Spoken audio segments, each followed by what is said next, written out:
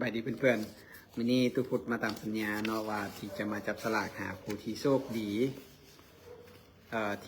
ที่เข้าร่วมกิจกรรมแลนงานเวียงจันทร์International Marathon เมื่อวันอาทิตย์ที่ผ่านมาเนาะซึ่งกิจกรรมที่ตู้จัดก็คือผู้ใดที่ใส่เสื้อของตุพุทธฮินแลนด์เนาะลงร่วมงานแข่งขันดังกล่าวจะมีสิทธิ์ลุ้นรับรางวัลเนาะซึ่งเป็นรางวัลเป็นเสื้อของ EVO จำนวน3รางวัลเนาะแล้วก็มีแว่นตาของได้มาจากเบอร์ลินมาราธอนแว่นตาสีขาวๆของ Global Running อันนี้เป็นรางวัลที่3แล้วก็มีเป็นโปสเตอร์ของงานเบอร์ลินมาราธอนเนาะตัวนี้โปสเตอร์ตัวนี้เป็นโปสเตอร์ที่แสดงเส้นทางของการแข่งขันงานเบอร์ลินมาราธอนตัวนี้ควรค่าแก่การเก็บรักษาอาจจะดิสเพลย์ไว้เนาะอันนี้ได้มาแล้วก็บุมีบอลติด อยู่บ้านก็เลยเอามาให้เพื่อนๆเพื่อจะมีความฝันว่าจากมือนึงที่ไปแลนงานของเบอร์ลินมาราธอนเพราะว่าถ้าแพ้ออกมามันจะเป็นเส้นทางแลนของเบอร์ลินมาราธอนปี2024นี่เนาะซึ่งจริงๆเบอร์ลินมาราธอนแต่ละปีเขาจะบริเปลี่ยนเส้นทางแลนนะแต่ปีบริเปลี่ยนเส้นทางแลนฉะนั้นก็จะเป็นเส้นทางเก่าศึกษาไว้ว่าเพื่อว่ามีโอกาสได้ไปแลนเบอร์ลินมาราธอนแล้วก็ส่วนรางวัลที่5กับที่6หันเป็นรางวัลเป็นนั่นมันจะมีโค้ด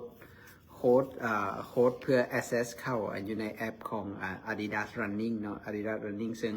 จะ access เขานั่นจะเป็นเขาห้องจะเป็น Premium Service นะซึ่งถ้าเราคล้ายๆกับเราใช้ตัวจ่ายเงินนะมันจะได้access เข้าบนพวกที่วิเคราะห์การแลนของเฮาจังใดเอียงต่างๆแล้วก็จะมีโค้ดมีการวิเคราะห์ว่าการแลนเฮาเอียงต่างๆ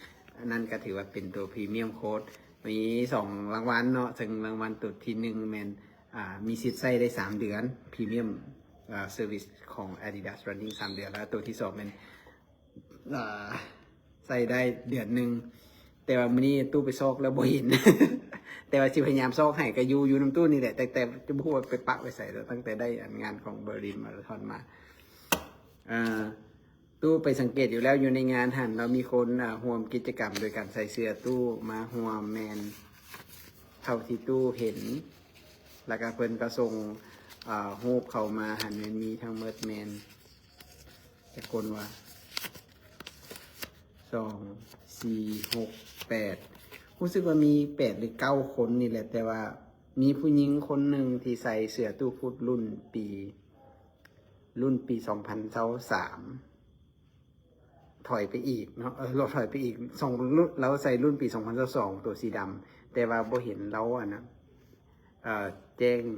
มาก็เลยบูฮู้พอตู้ก็บูฮู้จากเรานะแต่ว่าเราใส่เสื้อตู้พุทธแลนเนาะน่าจะใส่แลนระยะ10 กิโลนี่แหละตู้ห้องทักทายเราอยู่ตอนที่ตู้แลนแซงโอเคฉะนั้นเดี๋ยวเราสิมาจับสลากกันเอาว่าในจำนวน8 คนนี้ผู้ใดสิได้แต่รางวัลเรามี6 รางวัลอยู่แต่ว่าตู้ซีหามาให้เป็นเสื้อของ EVO เพิ่มให้ได้8 ตัวให้มันได้หมดทุกคนเนาะให้มันได้หมดทุกคน โอเคเดี๋ยวตู้ซีมีซื้ออยู่นี่นะตู้ซีคนสิจับจากรางวัลที่8ไปก่อนแล้วตู้จังซีบอกว่าใน8 รางวัลหันมันแม่นอีหยังมันแม่นอีหยังเอ้าเนี่ยบ่ต้องพับก็ได้นะเพราะว่ามีแต่8 คนหนึ่งสิรับตาจับนะคนละเดือน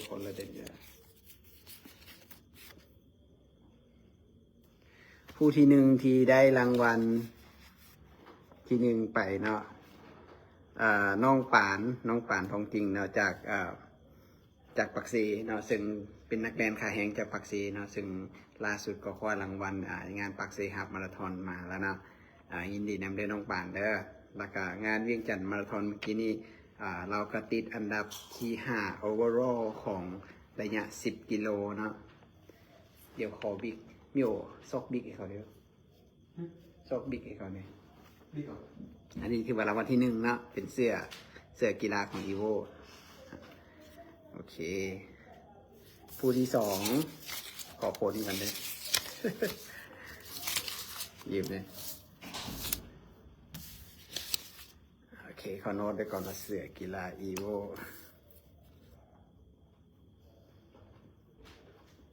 โอเคที่1โอเคผู้ที่2เนาะหลับตาจับเถอะทิงรางวัลที่2ก็เป็นเสื้อกีฬาของอีโวคือกันเนาะขอแสดงความยินดีกับน้องปุ้ยเนาะปีกายได้เพิ่นก็ได้แต่ว่าเพิ่นบ่มาเสนอตัวเพื่อมาเอารางวัลก็เลยหมดสิทธิ์พอมันกาย45มือแล้ว ได้ละเด้อน้องปุ้ยเด้อ บ่ต้องทวงบ่ต้องทวงคนมาทวงว่าอันขอรางวัลปีกายพร้อมแต่ตุบ่ได้ไก่มือไก่เวลาแล้วบ่มาเพิ่มเอารางวัลก็ถือว่าสละสิทธิ์นะได้เสื้ออีโวไปได้เป็นรางวัลที่2เนาะเสื้ออีโว2โอเคไปเลยรางวัลที่3คนที่โชคดีได้หมดทุกคนเนาะทั้ง8ท่านสิหาให้ได้ครบทั้ง8ท่านต่างแต่ว่าผู้ใดสิได้อีหยังซื่อจับแม่ที่3เสื้ออีโวคือกันเนาะไอ้น้อยเด้อขอแสดงความยินดีกับไอ้น้อยเนาะไอ้น้อยสิหาจักเด้อได้รางวัลที่3เสื้ออีโวรางวัลที่3ไปรางวัลที่4แล้วกันรางวัลที่4รางวัลที่4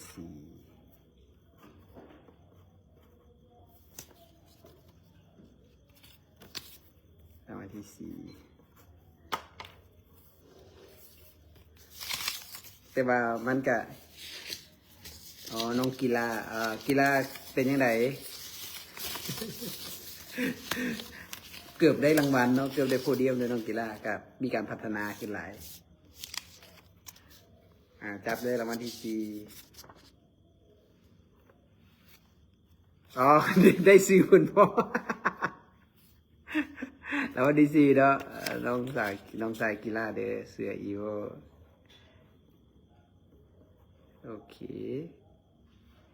4เข้าไปเลยเนาะรางวัลที่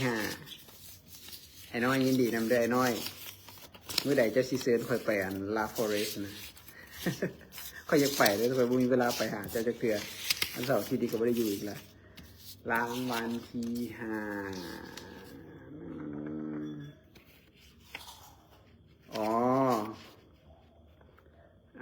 สหายมงบุญถนอมเนาะมงบุญถนอมเพิ่นก็เป็นคนที่รู้สึกว่ามงบุญถนอมนี่ลง42กิโลแม่นบ่คือรู้สึกว่าลง42กิโลเนาะเสื้ออีโวโอเคเข้าไปรางวัลที่6กันเลยไปลุ้นจับเด้อรางวัลที่6ข่าวรันเนอร์เนาะขอแสดงความยินดีกับน้องข่าวน้องสายข่าวซึ่งน้องสายข่าวนี่เป็นนักเรียนที่มีพรสวรรค์หลายเนาะก็อยู่ทั้งสวรรณเขตเป็นขาแห้งจากสวรรณเขตเนาะไปงานใดก็ต้องคว้าขันรางวัลเงินรางวัลกลับบ้านอยู่แล้วเนาะ ยินดีกับน้องข่าวเด้อข่าวได้เสื้ออีโว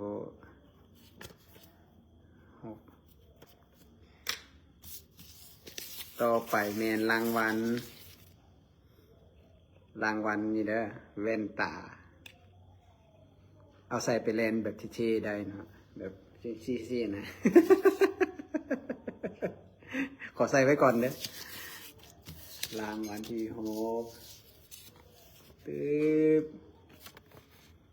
น้องอาลี่เนาะยินดีกับน้องอาลี่เด้อน้องอาลี่หันมีปัญหาน้อยหนึ่งเนาะเราแลนงานเมื่อกี้นี่เราแลนระยะฟูลมาราธอนเนาะแต่ว่าเข้าเส้นชัยมาแล้วอยู่ในระบบมันขึ้นแจ้งว่าเป็นผู้อื่น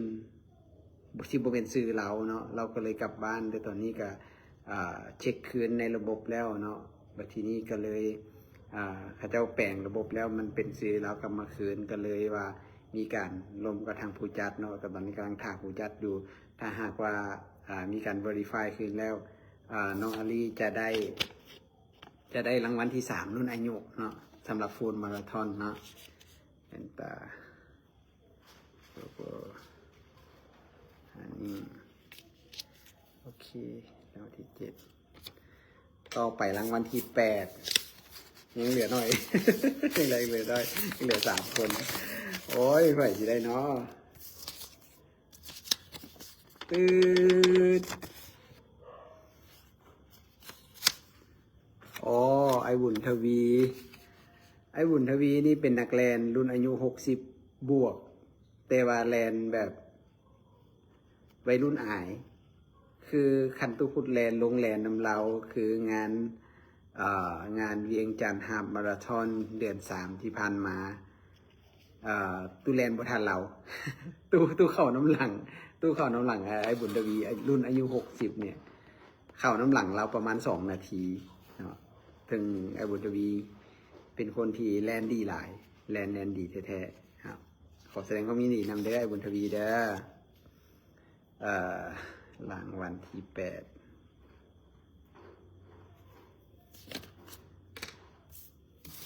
ยังอีก2 คนก็สิให้เนาะ9 กับ 10นี่เป็นรางวัลพิเศษ ผมก็ต้องจับก็ได้เนาะสหายจอยสหายจอยเนี่ยคนที่ตู้หากระโพสเมื่อกี้นี่เนาะที่ว่าใส่เสื้อตู้แบบเอาทั้งหลังมาใส่ทั้งหน้านะน่าจะแมนแบบลดอาการเสียดสีของเสื้อกับกับนมเนาะเพราะว่าหัวนมเพราะว่ามันจะมีปัญหาสำหรับนักเรียนตู้ก็ลืมแจ้งให้ทราบว่าถ้าหากนักเรียนที่เรียนมาราธอนใหม่ๆเนี่ยเขาเจ้าอาจจะบ่ฮู้ก็คือ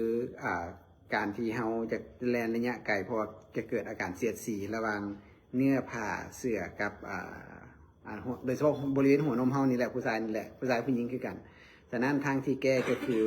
ให้เอาวาสลินเนาะครีมของวาสลินนะที่เป็นเจลนะมาทาไว้เนาะการแล่นมาราธอนก็คือต้องทาวาสลินใส่หัวนมแล้วก็บริเวณแขนเพราะว่าเขาต้องสีอยู่ตลอดเวลาคันเขาบทาพวกนี้นะจะเกิดอาการเป็นหลืมหรือว่าเสียดสีกันได้เสียนะฉะนั้นเทื่อหน้าอย่าลืมเด้อบนละก็บ่ต้องใส่เสื้อแบบปีนหลังมาได้นะ หลังอันที่9แล้วก็เราคนที่10เนาะสหายแจ็ครางวัลที่10สหายแจ็คเนาะสหายแจ็คก็เป็นคนที่อยู่ในการคนที่หักสุขภาพแล้วก็อยู่ในยิมอยู่ในอย่างมาหลายแล้วแหละแต่ว่าเพิ่นก็ออกจากยิมกลับมาหากับประมาณครึ่งปีนี่แหละแล้วก็เริ่มออกจากยิมมาแล้วก็มาเริ่มแลนอย่างค่อนข้างว่าจริงจังมาพัฒนาการแลนอย่างจริงจังอยู่ในทีมของ Red Wolf เนาะก็เห็นได้ว่ามีการพัฒนาเนาะโดยเฉพาะล่าสุดไปแลนอยู่ที่งานของเวียดเชลมาราธอนที่หลวงพระบางนั่นก็ถือว่าเฮ็ดผลงานได้ดีนะก็ได้รางวัลไปเนาะแล้วก็ส่วนงานตัววิ่งจันทร์มาราธอนเมื่อกี้นี้เพิ่นก็ลง10 กิโลก็ถือว่าเฮ็ดผลงานได้ดีมีการพัฒนาและหวังว่าสิได้เนาะสิได้พัฒนาแล้วก็แล่นขึ้นมาเก่งๆเอาแสงตัวพุทธให้ได้ภายในเดือน3วิ่งจันทร์ฮาล์ฟมาราธอนนี่เด้อที่จะมาแต่ว่ามื้อวันอาทิตย์นี้เฮายังสิเจอกันอีกเนาะอยู่ในงานโพตากมาราธอนซึ่งบ่แน่ใจว่าแจ็คเราลงระยะใดเนาะแต่ว่าตู้ลงระยะฟูลมาราธอนแจ็คเป็นคนที่10เนาะโอเคแล้วก็ถือว่าจบการจับสลากครับผู้โชคดีทั้ง10 คนแล้วจริงๆว่าสิแจกได้6แต่ว่ามี10 คนก็เลยสิไปขอเสื้อเพิ่มขอเสื้อของอีโวเพิ่มมาละกันเนาะจำนวน10 ตัวเดียวยังได้ที่ติดต่อหาแต่ละคนเดี๋ยวตู้สิประกาศอย่างเป็นทางการคนที่ได้รางวัลแต่เท่าใดและได้อีกอย่างแน่เดี๋ยวตู้สีแจ้งให้ทราบอยู่ในทางหน้าเพจของตู้เด้อสำหรับวันนี้ตู้ขอลาไปก่อนเราจะเจอกัน บ๊ายบาย